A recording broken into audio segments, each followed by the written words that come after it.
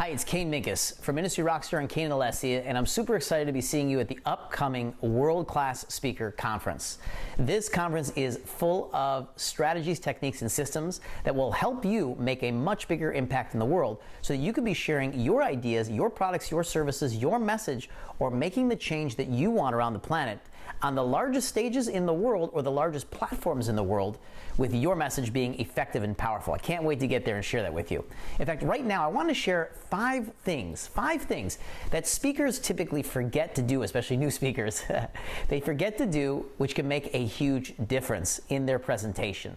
The first thing that you really want to do when you get to a presentation as a speaker or a presenter is actually network with the people that are going to be there. This means that you want to get there early, certainly on time, and you want to be networking with the people in your audience. Why? Many speakers go on in front of an audience and they get nervous that the people in their audience may know more than them. Except the reality is many times you are the expert in the area that you're speaking on. That's why the organizer had you come and speak. Even if it's your own event, when you start to meet everybody and network with them and talk to them about their lives, it becomes personal, which feels great, because then when you get in front of the presentation, you have all this personal connection to the audience already, and it allows you to get clear and grounded into the real challenges and the situations that are going on for the audience. This is very powerful to get you grounded into the audience, and then when you get on stage, you feel like you're speaking to a group of friends. It's not a bunch of strangers that you're going, oh my gosh, do they know more than me? Maybe I'm talking to experts here, which is usually never true. And therefore, it keeps you confident, grounded, and articulate, and keeps a great rapport with the audience. So make sure you get to your speaking events early and get some networking done. Number two, I want you to visualize. Before you even go to the event, I want you to visualize. But here's the thing. Over the years, I've heard a lot of people talk about visualizing yourself delivering a great presentation. But that's actually not the best way for the brain to work. It's fine to visualize a great presentation. I do that as well before I go on in front of huge stadiums, like this one where we were in Brazil when we were in front of 5,000 people. But I visualize something a little differently than what most speakers do, and I want to give you this little tip. I don't just visualize the presentation going well. You see, many people visualize the presentation and the speaking going well. I actually do something different, and we train all of our speakers to do something different, which actually makes their systems relax on stage. I want you to visualize yourself giving a powerful presentation that's excellent, but then continue to go until you are done with the presentation, get back in your car or go home, and you go on with your regular life. Maybe you keep visualizing until the next day or until the next week, when you feel like you're kind of back home and the presentation has already happened and you are fine, you're back in your normal life.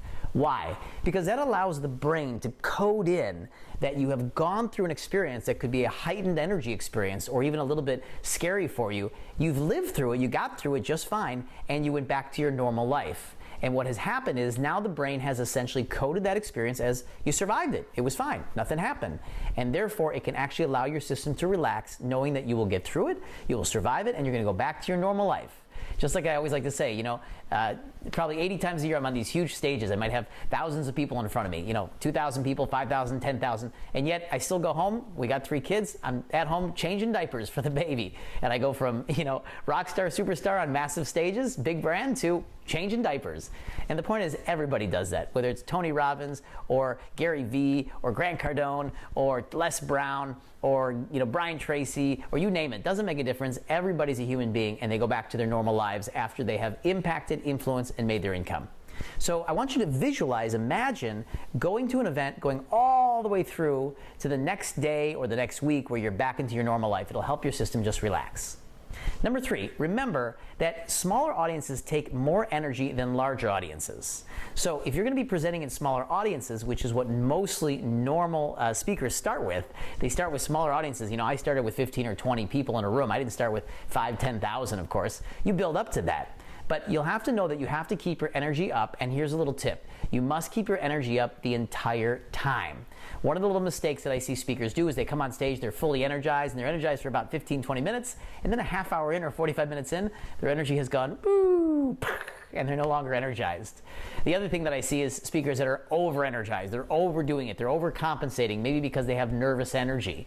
So you want to find the right amount of energy, the right amount of glow and passion to bring to a room to keep people energized, and then you have to maintain that throughout your entire presentation.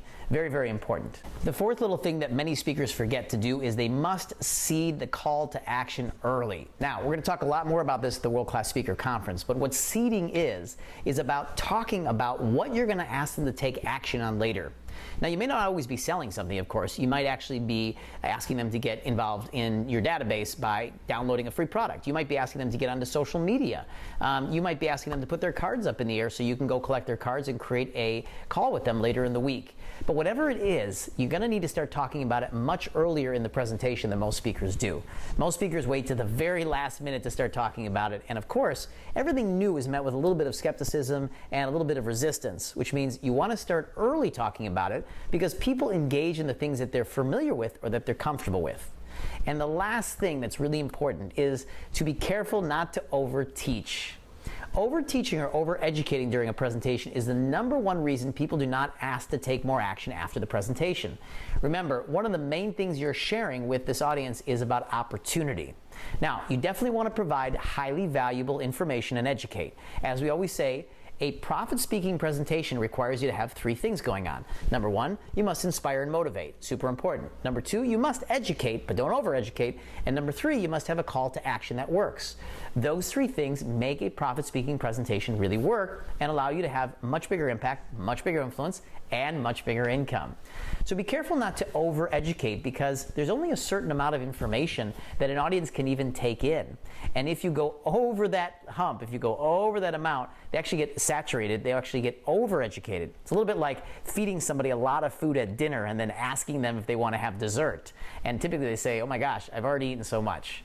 So remember, a little bit of systems, a little bit of education, and a lot of opportunity is very important. Lots of stories, and we're going to talk all about this at the World Class Speaking Conference, and we're going to show you how to put the pieces together, what is the right amount of the mixture to have your audiences beg you for more, ask you to work with you, and engage in your products and services, or demand that you come speak more at their events, at their conferences, at their retreats, or at their corporations. I can't wait to see you at the World Class Speaker.